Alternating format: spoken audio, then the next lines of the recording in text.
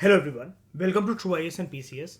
दोस्तों, हम लोग कल बात कर रहे थे कुछ बाय प्रोडक्ट्स के बारे में, जो कि अगर हम लोग कुछ जो सॉलिड वेस्ट हैं अगर हम उसको बर्न करें, like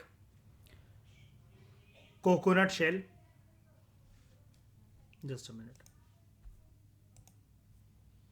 like coconut shell, coir pith, rice husk, firewood, coffee husk और कुछ दूसरे इंडस्ट्रियल वेस्ट, अगर हम इसको बर्न करें 400 से 500 डिग्री सेल्सियस पर, यहां पर देखो, तो हमें मिलेगा एक solid by product in the form of चार। वहीं पर अगर हम तापमान बढ़ा दें, 700 डिग्री सेल्सियस का कर दें, ठीक है, तो हमें मिलेगा लिक्विड और गैस फ्यूल।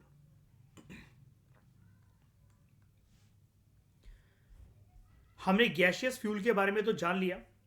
हालांकि जब हम डीएमई की बात कर रहे थे, ये भी एक प्रकार का लिक्विड फ्यूल, ये एक प्रकार का गैशियस फ्यूल, लिक्विड फ्यूल निकला, ठीक है। और आज हमें जानना है, बायोचार के बारे में भी जान लिया, सॉलिड फ्यूल। आज हमें जानना है बायोफ्यूल के बारे में, क्या होता है, कैसे होता है।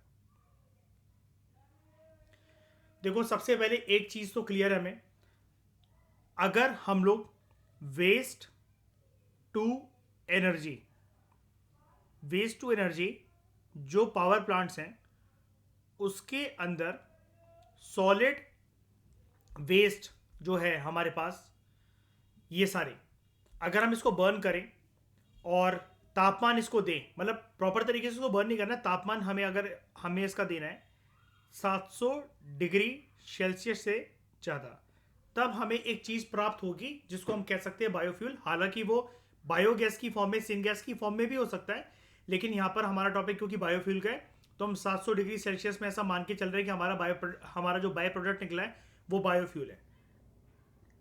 ये जो फ्यूल सोर्सेज हैं ये डायरेक्टली या इनडायरेक्टली ऑर्गेनिक मटेरियल होते हैं, that is there biomass. Fuel के सोर्सेज की बात हो रही है, ठीक है। That is they are produce from, biofuel is produce from plant materials and animal waste. Biofuel की एक अच्छी बात यह है, अगर हम इसे ज़्यादातर वैसे तो लिक्विड ही मान रहे थे, लेकिन ये तीनों फॉर्म में एग्जिस्ट कर सकता है। कीवर्ड पे प्लीज ध्यान देना, इट कैन एग्जिस्ट, मस्ट नहीं है, ठीक है। अब इसकी इंपॉर्टेंस बताता हूं मैंने ऐसा क्यों बोला। सॉलिड, लिक्विड और गैस, ठीक है।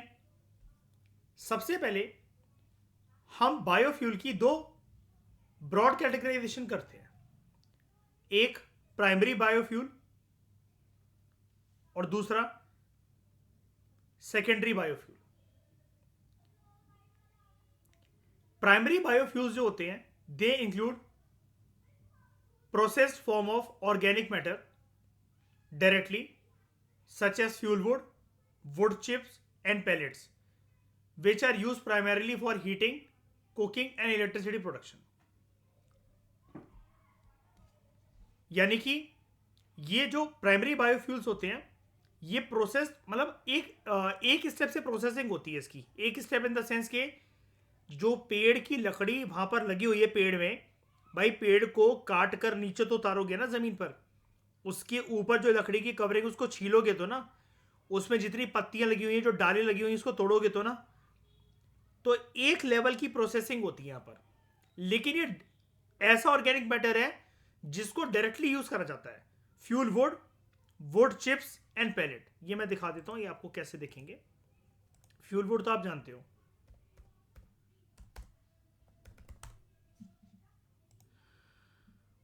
फ्यूल वुड सूखी लकड़ियां जो कि जल सके।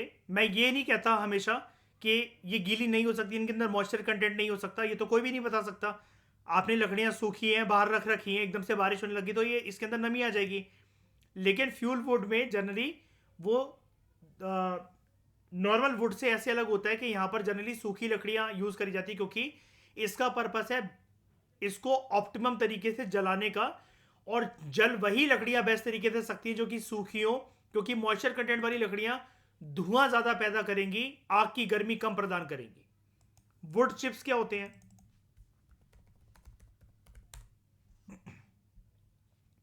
These are wood chips.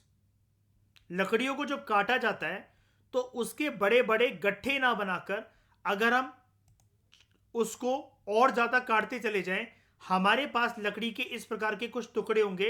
ये जर्नली आप लोगों ने घर पे अगर कोई दरवाजों का कोई काम चल रहा हो, कोई कारपेंटर वाला वर्क चल रहा हो, उसमें जनरली आपने ये चीज देखी होंगे। ठीक है। और वुड पैलेट्स,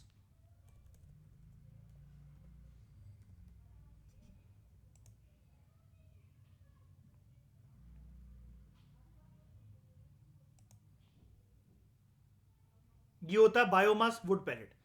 यहां पर भी हम यही पढ़ रहे हैं ना। Primary biofuels include process form of organic matter directly such as fuel wood, wood chips and pellets, which are used primarily for heating, cooking and electricity production. तो ये यूज कहाँ होता है? आप इसको ऐसे वुड पैलेट्स इसके लेकर आओ, आपको हल्की सी धीमी सी आंच पे अगर कुछ पकाना है, जैसा कि यहां पर देखो नीचे आपने वुड पैलेट्स डाल दी है।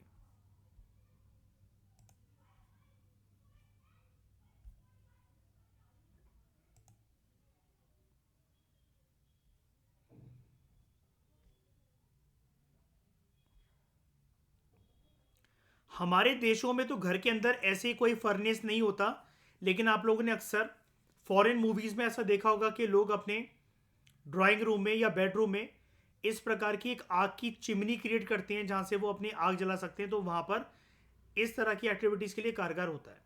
लेकिन क्योंकि अभी हम ये जो भी टॉपिक पढ़ रहे हैं अपनी कंट्री स्पेसिफिक पढ़ रहे हैं, तो आप इसको अभी नॉर्मल वुड पैलेट बनकर चलो जो कि किसी चीज़ को जलाने के काम आएगा। ठीक है। सेकेंड, ये तो हो गया primary biofuels.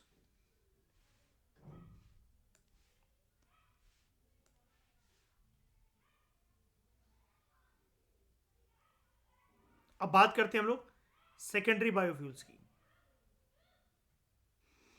Secondary biofuels include processed materials of biomass, for instance liquid fuels like ethanol and biodiesel.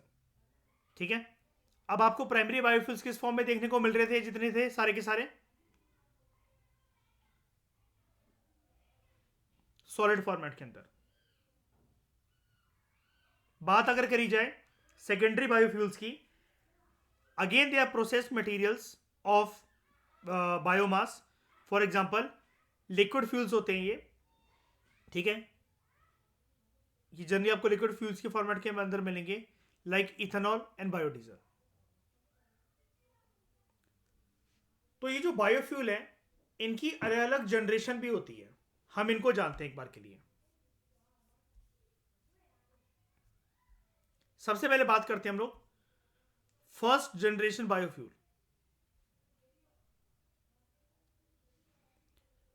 Food crop derivatives directly used for generation of biofuels like starch, sugar, animal fats and vegetable oil.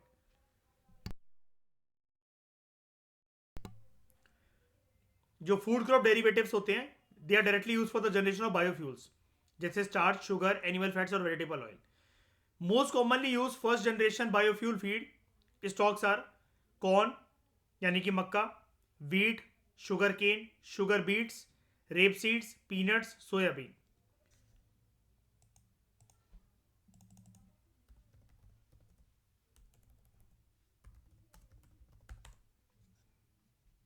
These are sugar beets। ठीक है। और rape seeds आप जानते हो।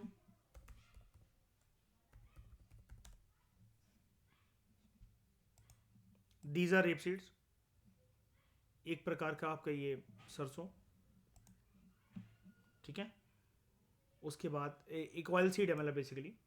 और यहाँ पर इसके बाद आपका हो गया पीनट्स और सोयाबीन को आप पहचानते हो।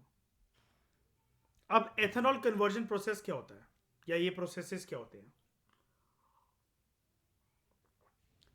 एथेनॉल जो है it is produce by a wide variety of carbohydrate material. कैसे? Through the process of fermentation. सड़ा सड़ा कर किसी भी चीज़ को जब हम सड़ाते हैं किसी भी चीज़ को, उससे जो पदार्थ ऑब्टेन करते हैं वो फर्मेंटेशन होता है। ये जो रॉ मटेरियल्स होते हैं, these can be sugar containing crops. तो शुगर कंटेनिंग क्रॉप्स कौन कौन से होते हैं? Sugarcane, wheat, beetroot, fruits etcetera, जिसमें मिठास है। अब वीट में आप कहोगे मिठास होती है, जी हाँ, एक प्रकार का जैसे शुगर कंटेनिंग क्रॉप्स ही है ना, तो अगर ये स्टार्च के साथ इसको लिख देता तो ये ज़्यादा बेटर होता, ठीक है। तो कोई बात नहीं, लेकिन आप ऐसा मान के चलो कि वीट में भी शुगर एलिमेंट होता है। बीट रूट, बीट रूट समझते हो? ये चुकंदर।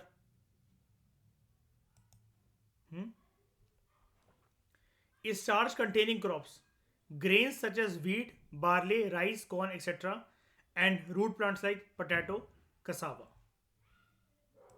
कसावा के बारे में मैंने आपको पढ़ाया था एग्रीकल्चर में। कसावा से क्या बनता है? व्रत के क्या बनते हैं?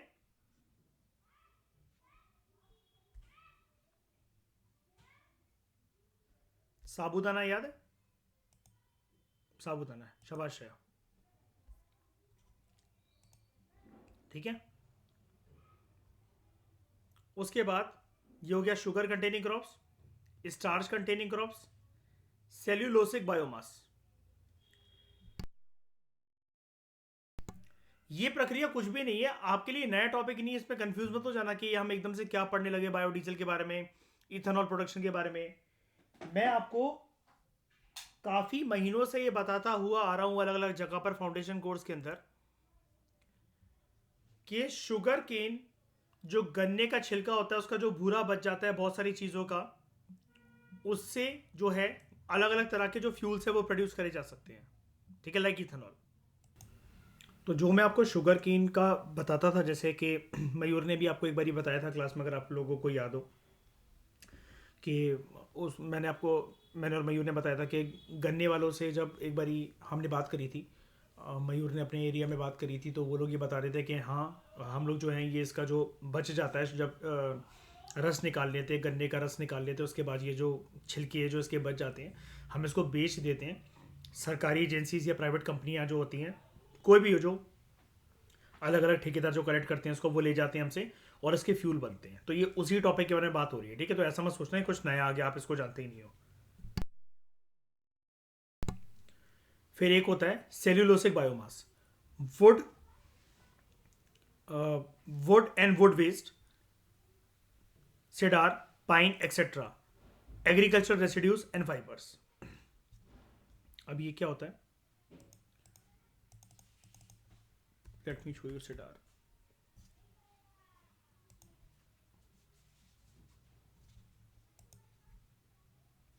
जो ऊंचाइयों पे जाकर ट्रीज होते हैं ना, उसके अंदर ये एक नट जैसा जो एक स्ट्रक्चर लगा होता है, इसको कहते हैं हम लोग, ठीक है। उसके बाद ये आपका पाइन, पाइन भी आप जानते हो, ये भी ऊंचाइयों पे लगने वाला जो पेड़ होता है उसमें लगा रहता है, ये पाइन, ठीक है, कोनिकल स्ट्रक्चर वाले जो होते हैं, ठीक है। तो wood and wood waste, cedar, pine etcetera, agriculture residues and fibres. अब क्या है, हम लोग ये इथेनॉल को यूज़ कैसे करें, वो हमें एक कन्वर्जन प्रोसेस तो बता रहा है कि इथेनॉल जो है ये प्रोड्यूस कैसे होगा। ऐसी चीज़ों से प्रोड्यूस होता है जहाँ पर जिसमें के अंदर कार्बोहाइड्रेट्स हो, हमें फर्मेंटेशन प्रोसेस का इस्तेमाल करना है। कहाँ कहाँ से ये प्राप्त करा जा सकता है ये कार्बोहाइड्रेट्स सड़ाने के लिए? शुगर कंटेनिंग क्रॉप से, स्टार्च कंटेनिंग क्रॉप से, और सेल्यूलोसिक बायोमास से, ठीक है। अब हमें करना क्या है, जब हमें ये इथेनॉल मिल गया, याद रखना इथेनॉल एक प्रकार का एल्कोहल होता है, ठीक है। हमें इसकी ब्लेंडिंग करनी है। आगे चल के आप समझने जा रहे हो कि देखो हम इथेनॉल ब्लेंडेड प्रोग्राम की तरफ आगे बढ़ने वाले हैं।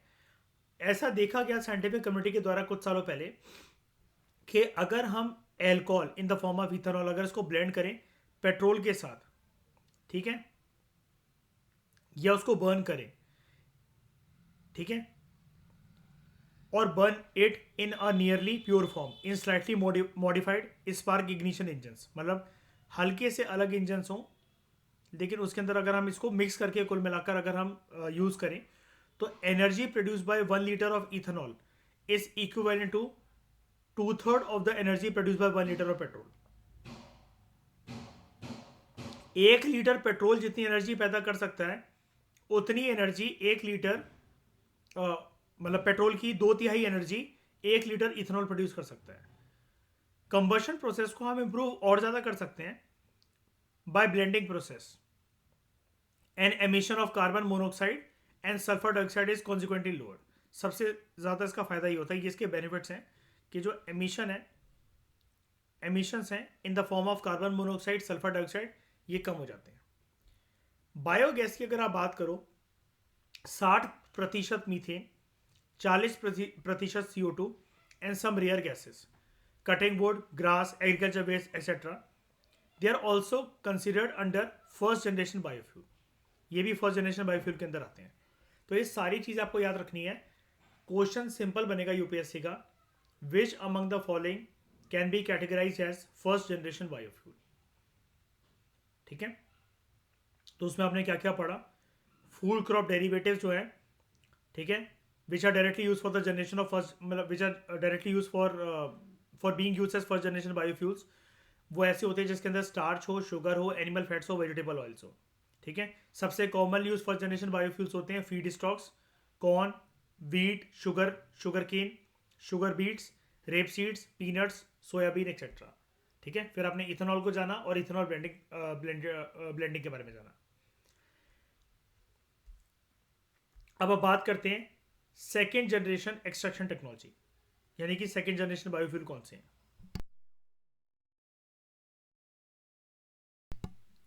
फीड स्टॉक जो है, फीड स्टॉक का मतलब क्या होता है. फीड स्टॉक क्या होता है.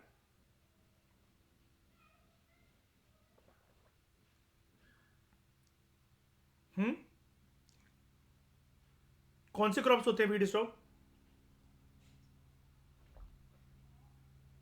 बिल्कुल से, जो कैटल्स को फीड करने के लिए यूज होते हैं. फीड स्टॉक जो होता है फर्स्ट जनरेशन बायोफ्यूल का, it is use in the production of second generation biofuels. कैसे, अभी जानते हैं. ये जो फीड स्टॉक्स होते हैं, these are generally non food crops. ये नॉन एडिबल होते हैं, खाने के लिए नहीं होते हैं, इंसानों के खाने के लिए जनरली नहीं होते हैं. सारे के सारे जो सेकेंड जनरेशन बायोफ्यूल्स हैं, they are not produce as feed stock of the first generation only. Even a lot of plant cultivate is use as direct biomass like switch grass, jatropha tree and pongamia. ये आप जट्रोपा के बारे में तो जानते हो शायद से, आप बाकी ये नहीं जानते हो कि मैं दिखा देता हूं.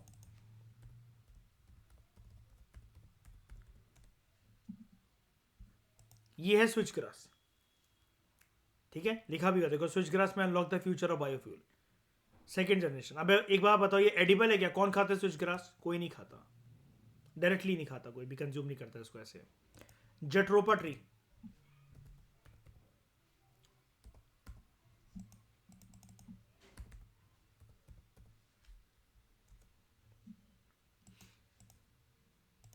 ये है जट्रोपा.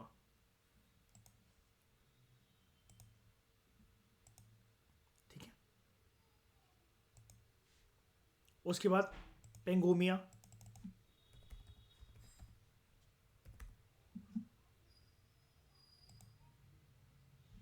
ये पोंगेमिया बता रहा है हमें. ये कोई कंज्यूम नहीं करता इसको, एक प्रकार के मोगरे जैसे दिखने वाले फूल. ठीक है, तो these are particularly lignocellulose feedstock. Lignocellulose feedstock which tends to require several processing steps. जैसे हम लोग कभी फर्स्ट जनरेशन बायोफ्यूल में क्या कर रहे थे, यहां पर हमें प्रोसेसिंग के लिए बहुत ज़्यादा स्टेप के लिए जाने की जरूरत नहीं थी, सिर्फ एक स्टेप था, फर्मेंटेशन, सड़ाना है उनको. यहां पर ये क्या बोल रहा है, it requires several processing steps to obtain biofuel like thermochemical conversion and biochemical conversion. अब थर्मोकेमिकल कन्वर्जन क्या होता है. गैसिफिकेशन और पायरोलिसिस टाइप ऑफ मैकेनिज्म्स ये थर्मोकेमिकल कन्वर्जन के रूप माने जाते हैं। और ये चीज़ आप बहुत अच्छे से जानते हो कि गैसिफिकेशन का प्रोसेस क्या है और पायरोलिसिस का प्रोसेस क्या है। पायरोलिसिस के प्रोसेस के साथ ही ये वाली प्रक्रिया होगी गैसिफिकेशन वाली। वो कह भी रहा है आपसे कि इसको हमने बायोमास गैसिफिकेशन में अच्छे से डिस्कस कर लिया। इसके लिए हमें एक ही चीज़ चाहिए होती है, waste to energy power plants. Biochemical conversion, अलग अलग केमिकल रिएक्शंस के चलते जो कि बायोफ्यूल की प्रोडक्शन में इन्वॉल्व होते हैं वो यूज यहां पर करे जाते हैं। लाइक ट्रांस एस्टेरिफिकेशन,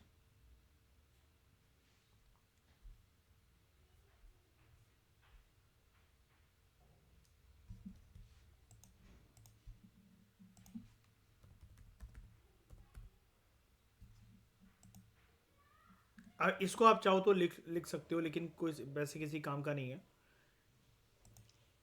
मैं आपको इजी वाला कोई बता देता हूँ।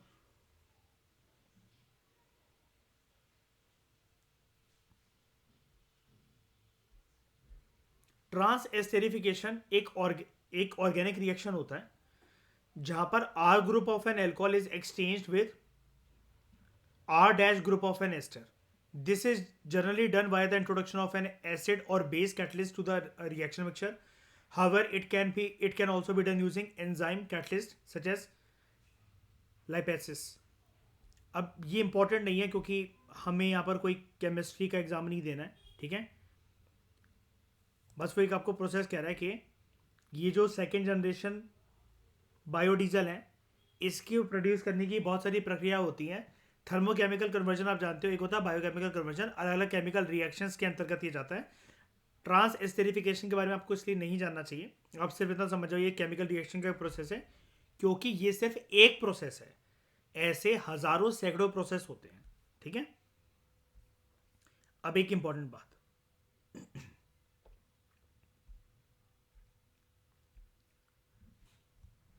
सेकेंड जनरेशन जो फीड स्टॉक होते हैं they should grow on marginal land, यानी कि they should not be grown on very productive land like food crop.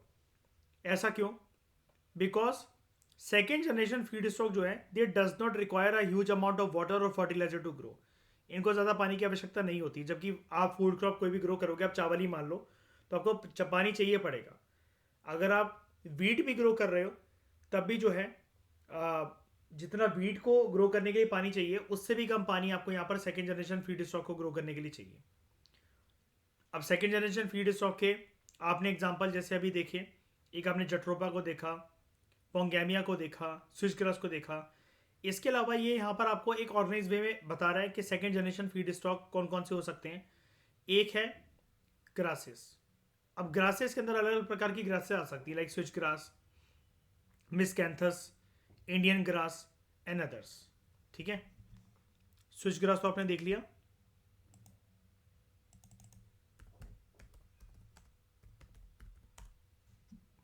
ये था स्विच ग्रास। अब घास तो घास होती है, मैं उसमें क्या बताऊं, बस डायग्राम है तो एक बार के लिए दिखा दे रहा हूं। मिसकैंथस,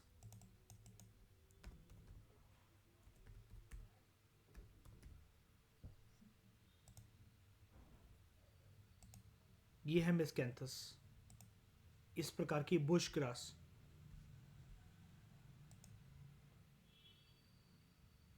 और इंडियन ग्रास,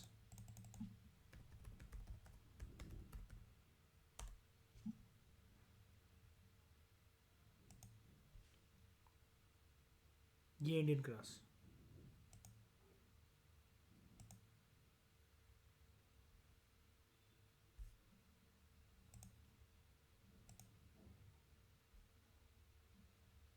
ठीक है, एक बात याद रखना, हमने यहां पर भी पढ़ा था अभी एक चीज, ये जो फीड स्टॉक होते हैं सेकेंड जनरेशन फीड स्टॉक, ये नॉन फूड क्रॉप्स होते हैं, हम इनको कंज्यूम नहीं करते डायरेक्टली। फिर बायोडीजल प्लांट्स किसको कहा जाता है? जट्रोपा हो गया उनमें से एक, या जिसका दूसरा नाम यहां पर बोला जा रहा है रतनजोत।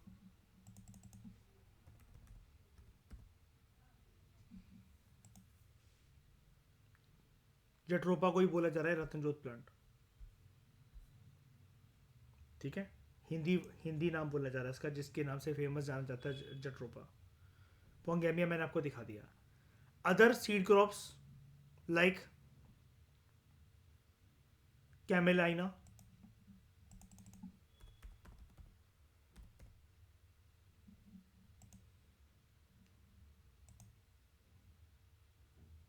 ये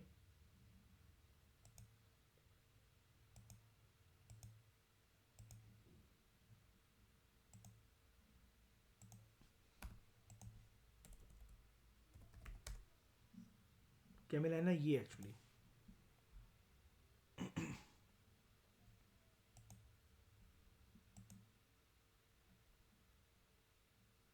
इसके बाद palm oil, rapeseed oil,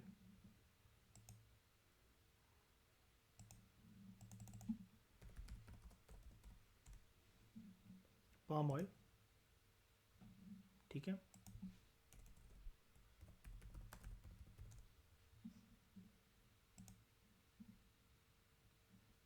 rapeseed oil,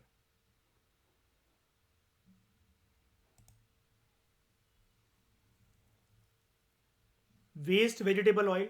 waste vegetable oil का मतलब क्या होता है, आप लोगों को एक चीज पता होगी, फास्ट फूड खाने से क्यों मना करा जाता है। दिक्कत ना,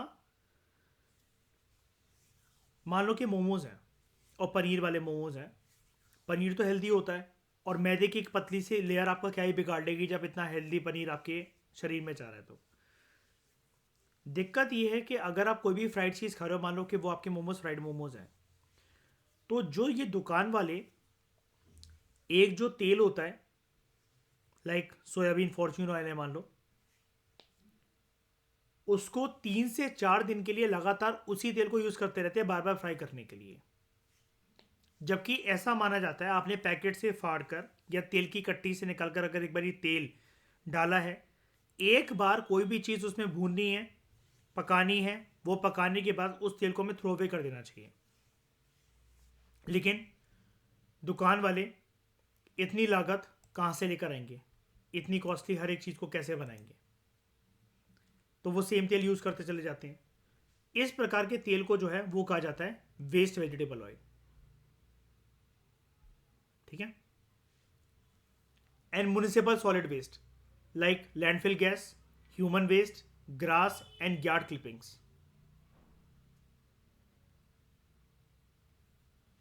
लिग्नोसेल्यूलोसिक मटेरियल जो है, इसको भी हम लोग कन्वर्ट कर सकते हैं इथेनॉल में by by some enzymatic activity. एक फंगस रिसेंटली डिस्कवर हुआ है, gliocladium roseum. It points towards the production of diesel from cellulose. Biodiesel की प्रोडक्शन में रिसेंटली देखा गया है, ये भी प्रोड्यूस कर सकता है बायोडीजल, नीम सीड।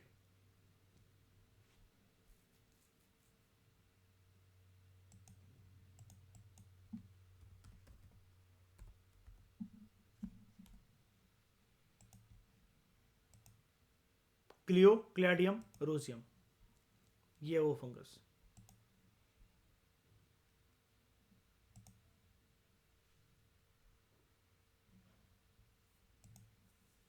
ठीक है, किससे डीजल हम प्रोड्यूस कर सकते हैं, it points towards the production of diesel from cellulose.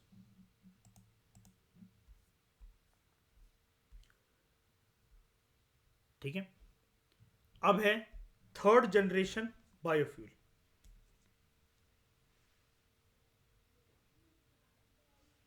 This generation is also called as algal oil या एल्गोइल। आप इसको चाहे एल्गल ऑयल बोल लो या फिर एल्गोइल बोल लो। Because a specific group of plant algae is use for biofuel production. कुछ जो माइक्रोस्कोपिक एल्गे की स्पीशीज है, जो माइक्रो एल्गे हैं, लाइक नाम देखना ध्यान से, बोट्रियोकोकस, ब्राउनी, स्कीजोकाइट्रियम। ऐसा देखा गया इनमें कि they can contain up to 80% of their dry weight of lipids. 80% अगर ड्राई वेट क्या होता है, यानी कि कुछ अपने अंदर कैरी नहीं कर रहे हैं, उसको हटाकर उस बाकी शरीर का वजन, तो 80% of the dry weight of lipids ये कंटेन करते हैं. Some algae like Dunaliella and Chlorella, they are also good sources of lipid constituents. Through trans esterification processes, ये जो लिपिड सब्सटेंसेस हैं, आप इनको बायोडीजल के अंदर कन्वर्ट कर सकते हो. Transesterification. अब वाई एल्गे फॉर बायोडीजल या फिर biofuel production. Fastest growing plants जो है दुनिया के अंदर वो एल्गे होते हैं. And unlike seasonal crops, they can be grown throughout the year. Agriculture land या जो क्लीन वाटर है, it is not required in algae farming, and hence it does not compete with food crops. It is difficult to compare one energy crop to another energy crop. However, per hectare of farming of algae is around 10 to 100 times more productive than soybean, palm, corn और जट्रोपा. और बात ये है ना कि अगर आप ये कॉर्न को प्रोड्यूस कर रहे हो, पाम को प्रोड्यूस कर रहे हो, सोयाबीन को प्रोड्यूस कर रहे हो, तो ये जो है ये सारे के सारे बायोफ्यूल की या बायोडीजल की प्रोडक्शन में नहीं यूज हो सकते. जबकि अगर एल्गे की प्रोडक्शन करना चाह रहे हैं, वो 10 से 100 गुना ज्यादा प्रोडक्टिव भी है, और हम सेपरेटली सिर्फ उसकी प्रोडक्शन करके बायोडीजल को प्रोड्यूस कर सकते हैं without compromising some oil seeds या फिर दूसरे फूड क्रॉप्स.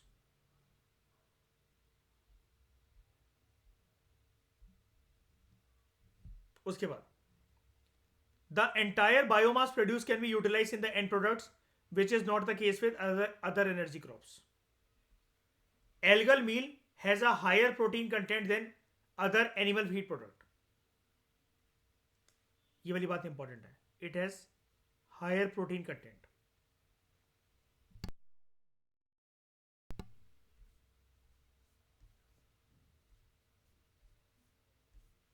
उसके बाद अनलाइक कंपेरेबल क्रॉप्स, एल्गे जो है they contain a sustainable amount of wasted biomass. 100% of algal biomass can be utilise for creating new products. कोई भी चीज यानी कि रेसिड्यू की फॉर्म में वेस्ट नहीं बचेगा. और जट्रोपा जो है, जैसे जट्रोपा को अगर आप यूज करना चाह रहे हो, it takes 2 to 3 years for a commercial crop, whereas algal form can start yielding within 2 to 3 days. अब एक बात बताओ, जट्रोपा जैसे अगर आप बायोडीजल में यूज कर रहे हो, उसको कमर्शियल क्रॉप की तरह, मतलब कमर्शियल क्रॉप तो छोड़ो, पूरी तरीके से क्रॉप बनाने के लिए 2 से 3 साल का समय लगेगा. जबकि एल्गल फॉर्म में अगर आप किसी चीज को ग्रो कर रहे हो तो 2 से 3 दिन के अंदर आप अपना काम स्टार्ट कर सकते हो. While jatropha gives crop once a year, algae can give oil on a daily basis. तो list of fuels derived from algae includes, ये प्रीलिम्स का क्वेश्चन बन सकता है कि एल्गे से डिराइव होने वाले जो फ्यूल हैं वो कौन कौन से होते हैं. देखो, जेट फ्यूल के बारे में आप जानते हो, ये मैंने PMFIS में आपको पढ़ाया था कि एल्गे जेट फ्यूल के लिए भी यूज होता है. ठीक है, तो एक आपका हो गया biodiesel, butanol, gasoline, methane, ethanol, vegetable oil और जेट फ्यूल. अब there is 4th generation biofuel also, a combination of photovoltaic or inorganic water splitting catalyst like electrolysis जैसे प्रोसेस जो यूज होता है, with metabolically engineered microbial fuel produce pathways. चाहे आप इसमें इलेक्ट्रोबायोफ्यूल्स को यूज करो, माइक्रोबियल फ्यूल सेल्स को यूज करो. माइक्रोबियल फ्यूल सेल्स की प्रक्रिया आपको याद होगी. यहां पर हम इलेक्ट्रोलाइट्स की जगह, हाइड्रोजन की जगह एज अ फ्यूल हम लोग बैक्टीरिया को यूज करते हैं. तो it has emerge to be powerful technology enabling efficient production and storage of liquid fuels. फिर एक एडिशनल इंफॉर्मेशन दे रहा है ऐसे ही, भारत का कंट्रीब्यूशन जो है ग्रीन हाउस गैसेस की रिडक्शन में under United nation framework convention on climate change, COP21 की मीटिंग में।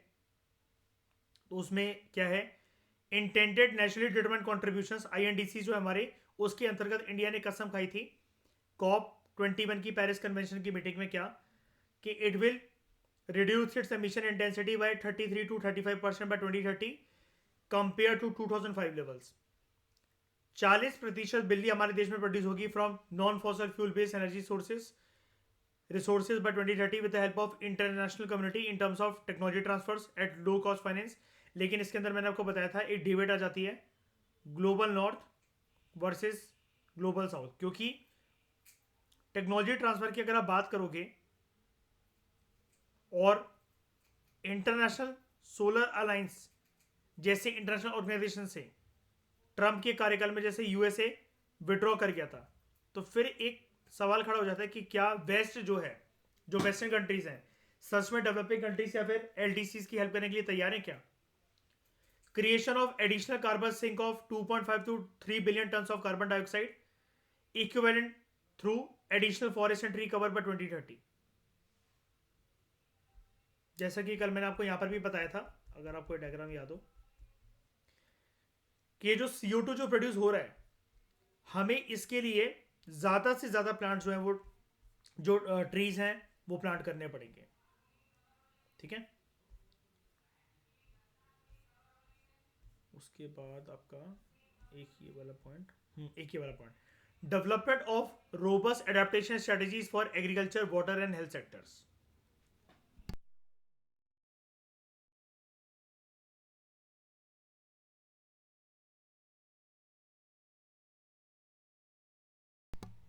अब जो हम जट्रोफा के बारे में देख रहे थे ना,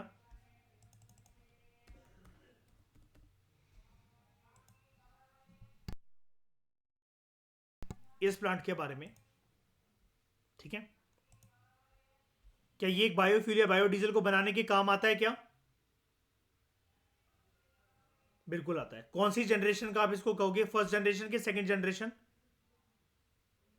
सेकंड जनरेशन। ठीक है, जट्रोफा यहां पर आपको गिवन था, तो यहां पर स्पेसिफिकेशन जानते हैं हम इसको जट्रोफा की। और सेकंड जनरेशन के अंदर कौन सी चीजें आती हैं? थर्ड फोर्थ तो छोड़ ही दो, लेकिन सेकंड से क्या शुरू हो जाता है? हम लोग ऐसे फीड स्टॉक यूज करते हैं जो कि एडिबल है कि नॉन एडिबल है? Non edible. ठीक है, देखो जो थर्ड और फोर्थ है ना, आप ऐसा मान लो टेक्नोलॉजिकली और प्रोसेस वाइज उसमें ना टेक्निकल चीजें यूज होती हैं, लाइक केमिकल रिएक्शंस हो गया, कुछ अलग फॉर्म ऑफ टेक्नोलॉजी हो गई, लेबोरेटरी कंडीशंस में जाकर प्रोड्यूस करना। ठीक है, जो आम तरीके से प्रोड्यूस करे जा सकते हैं फीड स्टॉक या कैटल फीड, वो फर्स्ट जनरेशन और सेकेंड जनरेशन होते हैं। क्योंकि अगर जैसे आप यहां पर देख लो, ठीक है, आपको लग रहा होगा ये प्रोसेस जो है ये तो बड़ा टेक्निकल है ना, थर्ड जनरेशन बायोफ्यूल को समझना तो बड़ा टेक्निकल है। वो इसलिए बिकॉज ये third generation fourth generation laboratory conditions के बिना प्रोड्यूस नहीं हो सकते कुदरती रूप से। अब यहां पर एक बात बताओ, ये आपको कुदरत में ऑटोमेटिकली मिल जाएगा माइक्रोबियल फ्यूल सेल जो कि इसके अंदर यूज हो रहा है फोर्थ जनरेशन बायोफ्यूल के अंदर। फोटोवोल्टिक सेल्स यूज करे जा रहे हैं इसके अंदर जो कि सोलर पैनल्स में लगते हैं। और यहां पर ये एल्गे की ब्रीडिंग के ऊपर फोकस करा जा रहा है, एल्गे की कल्टीवेशन के ऊपर फोकस करा जा रहा है। और ये भी बताया जा रहा है कि सेकंड जनरेशन के कंपैरिजन में जो क्रॉप्स आप उगाने का सोच रहे हो, चाहे भले वो नॉन एडिबल है, लेकिन एग्रीकल्चर लैंड तो ऑक्यूपाई होगा ना। और फिर उन क्रॉप्स को ये बोला जा रहा है कि चलो यार कुछ कुछ क्रॉप जैसे सोयाबीन, पाम, कॉर्न, ये इंसान खाता है, सारे के सारे बायोडीजल की प्रोडक्शन पे तो लगा नहीं सकते हैं, और ये टाइम लेते हैं ग्रो करने में। ठीक है, तो specification of jatropha, scientific name इस प्लांट का होता है जट्रोफा करकैस। ठीक है, and it belongs to U4 बाइसिए family. This plant is native of South America and Africa. कहां कहां आपको मिलता है ये? एक आपको मिलेगा ये साउथ अमेरिका के अंदर, ठीक है, और अफ्रीका, कॉन्टिनेंट वाइज आपको ये बता रहा है। जट्रोफा करकैस या फिर आप जट्रोफा ट्री बोल लो आप इसको नॉर्मल तरीके से, ये वाला, ये, ठीक है। It is well adapted to arid and semi arid conditions. Second generation biofuel के बारे में जब मैं आपको पढ़ा रहा था, यहां पर एक लाइन भी थी कि यहाँ पर ज़्यादातर हमें उसके लिए ना वो नहीं चाहिए, पानी वगैरह नहीं चाहिए, ठीक है। जब हम फीड स्टॉक को बेसिकली ग्रो कर रहे हैं, हम इनको अलग से ग्रो करना चाहिए, क्योंकि ये एरिड और सेमी एरिड कंडीशन में आराम से ग्रो कर सकते हैं। With low fertility and moisture demand, it can grow on, देख रहे हो, स्टोनी सरफेस, ग्रेवली मतलब जहां पर ग्रेवल्स हैं, और shallow and even calcareous soils, जहाँ कैल्शियम कार्बोनेट्स के जो होते हैं वो पत्थर के गड्ढे होते हैं, वहां तक भी ग्रो कर सकता है ये, उन एरियाज में भी। Jatropha is grown well in low rainfall conditions. 200 millimetre की भी रेनफॉल हो रही है ना, मिलीमीटर, तब भी काम कर जाएगा इसका। However it can also tolerate high rainfall also, 1200 millimetre की भी रेनफॉल हो तब भी उसको टॉलरेट कर जाएगा। And hence it grows in a number of climatic zones, कहाँ कहाँ, ट्रॉपिकल और सब ट्रॉपिकल रीजन्स में दुनिया के, and even in areas of low rainfall also. अब ट्रॉपिकल सब ट्रॉपिकल तो आप इसी से पता लगा लो, साउथ अमेरिका नीचे की तरफ कॉन्टिनेंट, अफ्रीका यहां से तो ट्रॉपिक्स पूरा पूरा पास होता है, ट्रॉपिक ऑफ कैंसर, इक्वेटर और ट्रॉपिक ऑफ कैप्रिकॉन, ठीक है। इक्वेटर और ट्रॉपिक ऑफ कैप्रिकॉन को अगर आप नीचे वाली साइड को अगर आप पकड़ लो, तो वो ट्रॉपिक ऑफ कैप्रिकॉन के बियॉन्ड सब ट्रॉपिकल जोन बन जाएगा, वहां से साउथ अमेरिकन कॉन्टिनेंट पास होता है, इसलिए आपको ये बोल रहा है ट्रॉपिकल और सब tropical regions. Jatropha sheds most of its leaves, thereby reducing the transpiration loss। Transpiration की प्रोसेस में क्या होता है, पत्तियों में क्या स्टोर होता है, मॉइस्चर, और ट्रांसपिरेशन प्रोसेस क्या होता है, जब गर्मी पड़ेगी पत्तियों पर तो वो क्या लूज कर देती है, वाटर, है ना, तो अपनी पत्तियां गिरा देता है, thereby reducing transpiration loss and hence can stand long periods of drought। सूखे में भी सर्वाइव कर सकता है, देख रहे हो, गीले में सर्वाइव कर पा रहा है, सूखे में सर्वाइव कर पा रहा है। नीचे ग्रो करने के लिए सरफेस में ये इसको प्रॉपर तरीके से, जिसको हम मिट्टी कहते हैं, वो भी नहीं चाहिए, पत्थर हो, कंकड़ हो, गिट्टियां हो, कैल्शियम कार्बोनेट्स के डिपॉजिट्स हो, हर जगह ग्रो कर जाएगा। Annual temperature range tolerable to jatropha is 18 to 28.5 degree Celsius. For seed generation, अगर बीज को अंकुरित होना है तो hot and humid climate is preferred. Flowers are induce in rainy season and fruits are borne in winter.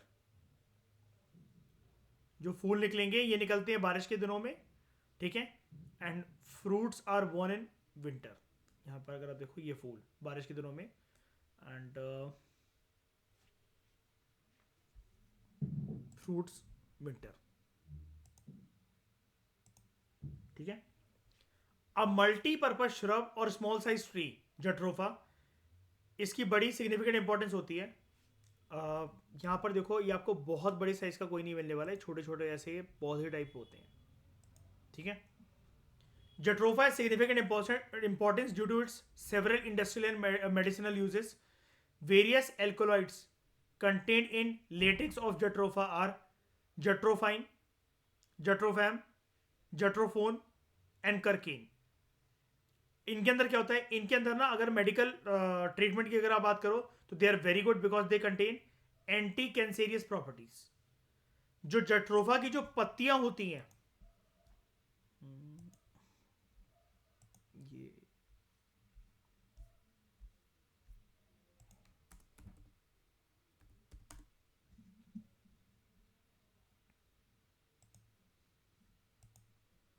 कोई भी मान लो,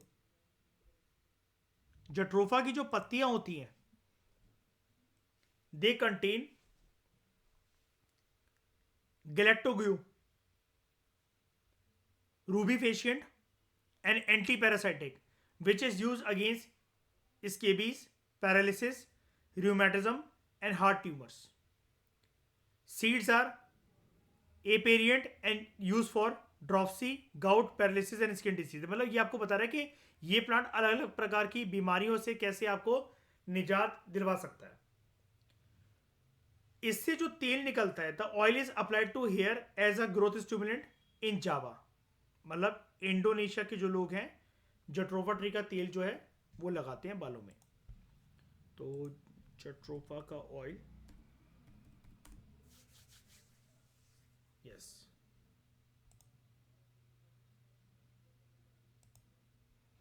other application include for source on domestic life stock. अगर आपके कैटल में कोई बीमारी आ गई है, छाले पड़ गए अगर उनके, तो या जो कुछ सूजन आ गई है, तो उसमें भी अप्लाई करा जा सकता है। Jatropha have lipid substances that will convert into biodiesel through transesterification process in laboratory और इंडस्ट्री। इसलिए मैं आपको बता रहा था कि ट्रांसएस्टरिफिकेशन प्रोसेस, जैसा कि अगर आप इसको देख रहे थे थर्ड जनरेशन बायोफ्यूल को, ये नेचुरल कुदरती रूप से नहीं हो पाएगा, बिकॉज ये लेबोरेटरी या फिर इंडस्ट्रियल कंडीशंस के अंदर ही ये प्रक्रिया करी जा सकती है बायोफ्यूल या बायोडीजल को बनाने की।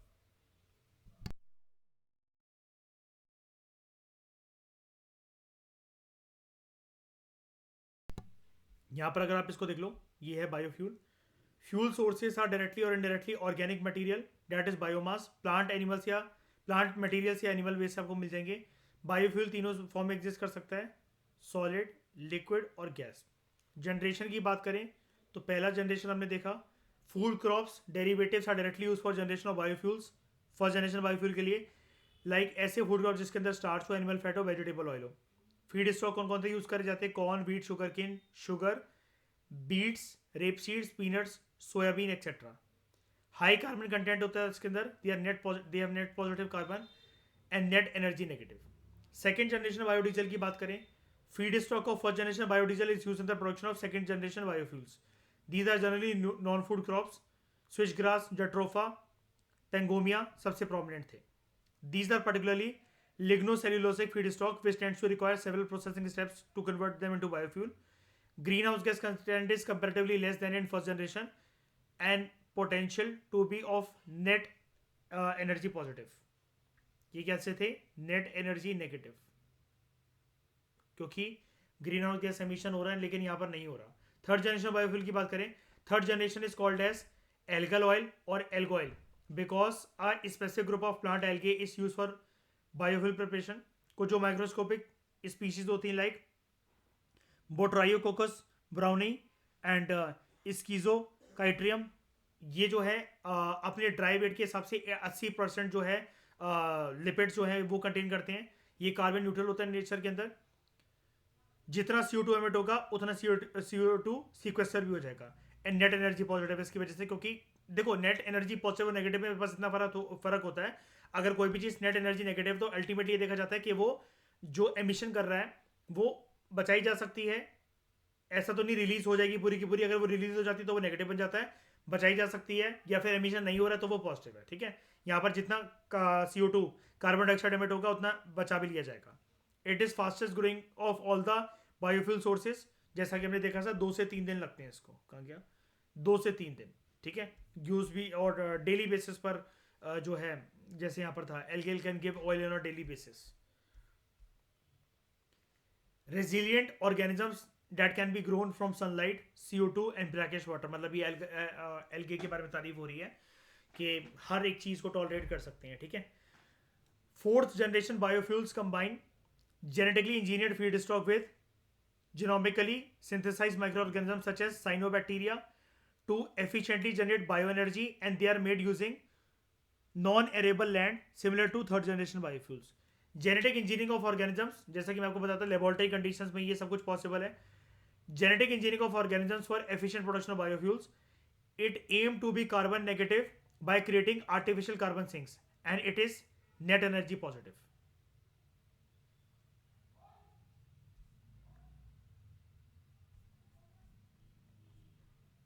ठीक है, तो इस डिस्कशन में दोस्तों फिलहाल इतना ही। Thank you very much for discussion.